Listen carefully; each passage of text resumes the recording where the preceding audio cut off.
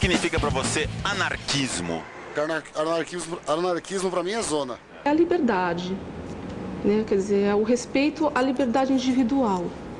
Não vai resolver problema nenhum da nação. Anarquia é complicado.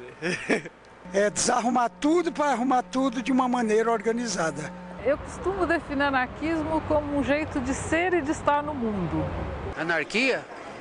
Pai, eu não sei não. É tipo assim, o lado comunista, né? Comunista político. Seria o ápice do comunismo. É uma utopia. O anarquismo, ele não prega a democracia, não prega a ordem. Não é que seja só bagunça, entendeu? É uma espécie de protesto, mas é um protesto meio desordenado, né? A ideia sempre de associar o anarquismo à desordem, à bagunça, isso é um pouco efeito da ideologia dominante, né? Os anarquistas eram também pela ordem, né? Por uma nova ordem, né? Se eu perguntar para a senhora o que é anarquismo, o que a senhora me diria? Isso aí eu não sei o que é não, acho que isso aqui é matar gente, porretada, chicotada, eu acho que é isso. Anarquismo é chicotada? É, chicotadas, pancadaria, trabalhar dia e noite sem ganhar nada, eu acho que é isso.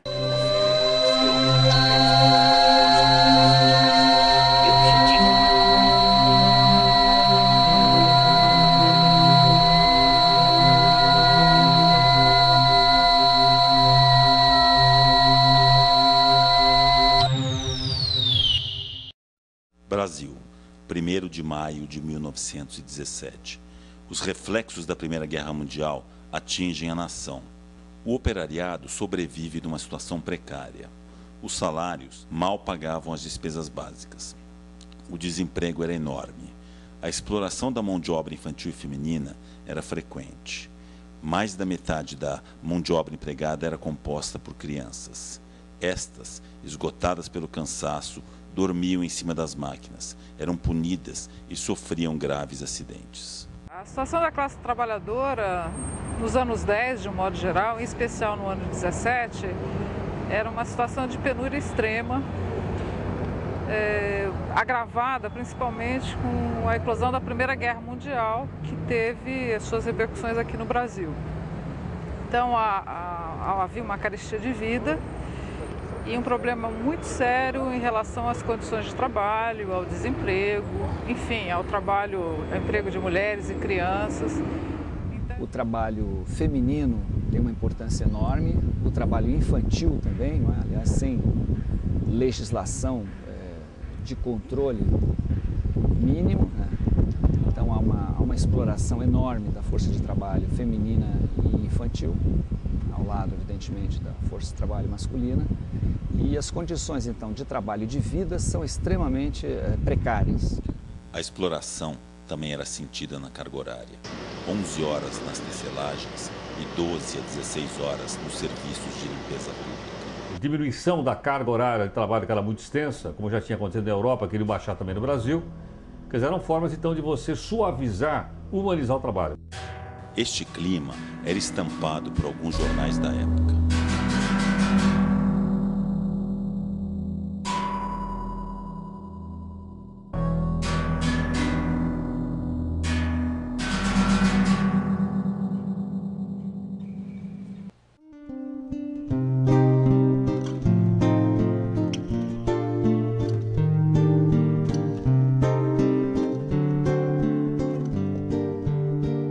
Alla mattina mi sono alzato, oh bella ciao, bella ciao, bella ciao, ciao, ciao alla mattina. Em fins do século XIX, com a substituição da mão de obra escrava pela estrangeira, diversos imigrantes oriundos da Europa aportaram em terras brasileiras.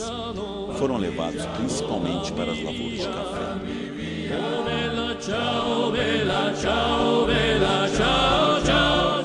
Um forte contingente proveniente da Itália, né?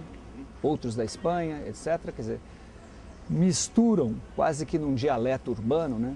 Muitas expressões e muitas entonações e sotaques próprios dessas outras línguas, né?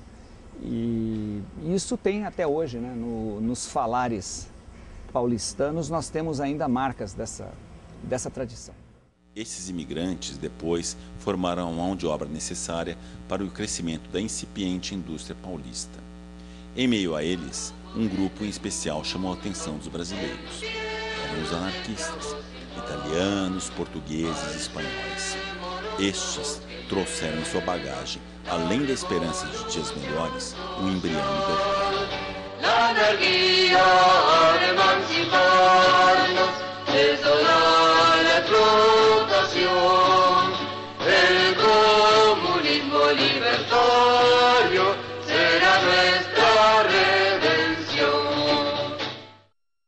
Logo, os ideais anarquistas ganharam alguns adeptos, entre eles Edgar Lenroux, um trabalhador do setor gráfico que viria a se tornar um dos maiores nomes da imprensa anarquista.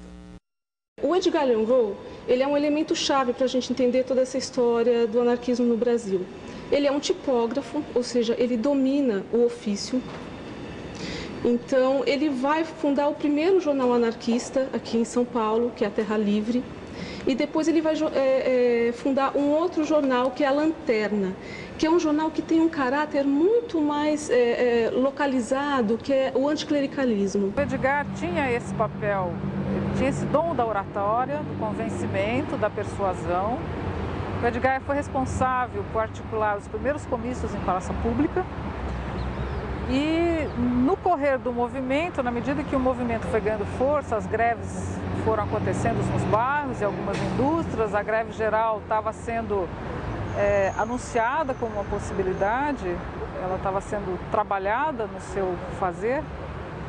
O Edgar lança um jornal anarquista chamado A Plebe em junho de 1917. O jornal A Plebe ele se tornou, em determinado momento, basicamente o porta-voz das reivindicações operárias. A propaganda libertária feita pela imprensa anarquista, aliada aos métodos de ação direta, produziu na incipiente classe trabalhadora urbana o nascimento de uma consciência até então não imaginada. Sindicatos, associações de classe e ligas operárias começavam a fazer parte do cotidiano dos trabalhadores paulistas. Na Moca, um bairro tipicamente fabril, surge a primeira Liga Operária. Logo em seguida, outros bairros como Belenzinho, Água Branca, Brás, Ipiranga, Cambuci, Bom Retiro também formavam suas ligas. E essa é a grande novidade da greve de 17, né? As ligas de bairros que foram se organizando nos meses de maio e junho, principalmente. No caso do Brasil, quer dizer, os conselhos que apareceram em 1917 eram conselhos normalmente de operários, né? Operários urbanos, né? Quer dizer, no campo essa coisa não se estendeu, operários urbanos, mas de diferentes sindicatos, de diferentes ofícios, né? Mas então existia ali, em forma molecular, né?